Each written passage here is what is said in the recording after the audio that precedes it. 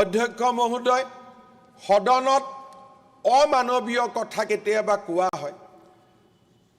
মই কাৰো নাম নকওঁ, কোনোবা মহিলা বিধায়ক, পুৰুষ বিধায়ক, কোনোবাই যেতিয়া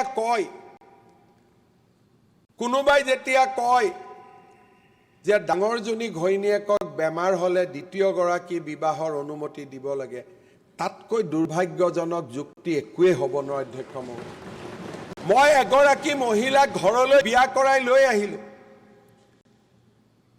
মই ঈশ্বৰ আৰু আল্লাহক ক'লোঁ যে এইগৰাকী মোৰ পৰিবাৰ, এইগৰাকী মোৰ পত্নী।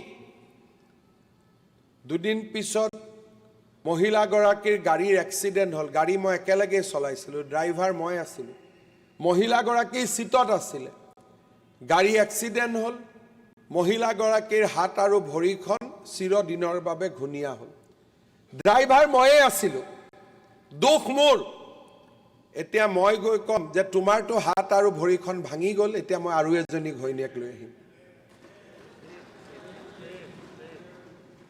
ইয়াতকৈ দুৰ্ভাগ্যৰ কথা সভ্য সমাজৰ বাবে আৰু কি হ'ব পাৰে?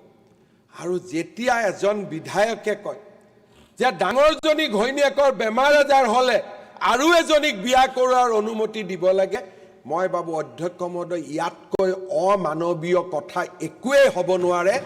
আৰু এই কথাবোৰ যদি আমি কোনোবাই ক'ৰবাত শিকিছোঁ, এই প্ৰৱণতাৰ পৰা আমি বাদ দিব লাগে। অধ্যক্ষ মহোদয়, আমাৰ হিন্দু ধৰ্ম, আমাৰ সভ্যতাই শিকায় পত্নী আৰু পুৰুষৰ সম্পৰ্ক বহু জনমৰ পৰা নিৰ্ধাৰণ হৈ থাকে।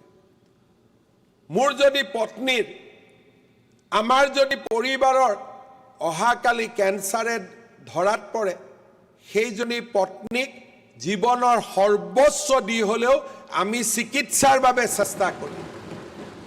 সেই সময়ত দ্বিতীয় বিবাহৰ কথা চিন্তা কৰা সেই মানুহজন মানুহ হ'ব পাৰে জানো? সেই মানুহজন মানুহ হ'ব পাৰে জানো? অধ্যক্ষ মহোদয়, মই অনুৰোধ কৰিম, আকৌ মই কংগ্ৰেছ দলক অনুৰোধ কৰিম, ই এটা বহুত ডাঙৰ দল, এটা মহান সংস্কৃতিৰ পৰিচায়ক আছিল। ভাৰতৰ স্বাধীনতা সংগ্ৰাম, ই মহাত্মা গান্ধীৰ দল। এই দলটোক, মহাত্মা গান্ধীৰ দলটোক মৌলবাদী চিন্তাধাৰাৰ দললৈ ৰূপান্তৰ নকৰিম। ইয়াত ৰেকৰ্ড আছে, মইতো ষ্টেটমেণ্ট পঢ়ি আছোঁ, মইতো ইয়াত প্ৰত্যেকটো শুনিছোঁ যে প্ৰথমগৰাকীৰ বেমাৰ আজাৰ হয়। এতিয়া কোনে কৈছে ক'লেতো আৰু আচৰিত লাগিব। ছাৰ, বেমাৰ বুলি কোৱা নাই, কৈছোঁ যদি ঢুকাই যায়, প্ৰথম কথাটো ঢুকালে তেতিয়াহে, যদি বাচ্চা আছে পালন কৰক। অধ্যক্ষ মহোদয়, বেমাৰ বুলি কৈছে, বেমাৰ বুলি কৈছে। অধ্যক্ষ মহোদয়, এতিয়া মই ক'বই নালাগে। আপুনি বিচৰা বাতৰি পাব কেৱল নিউজ 18 এপত। নিউজ 18 এপ ডাউনলোড কৰিবলৈ স্কেন কৰক এই QR কোড। গুগল প্লে ষ্টৰতো পাব এই নিউজ 18 এপ।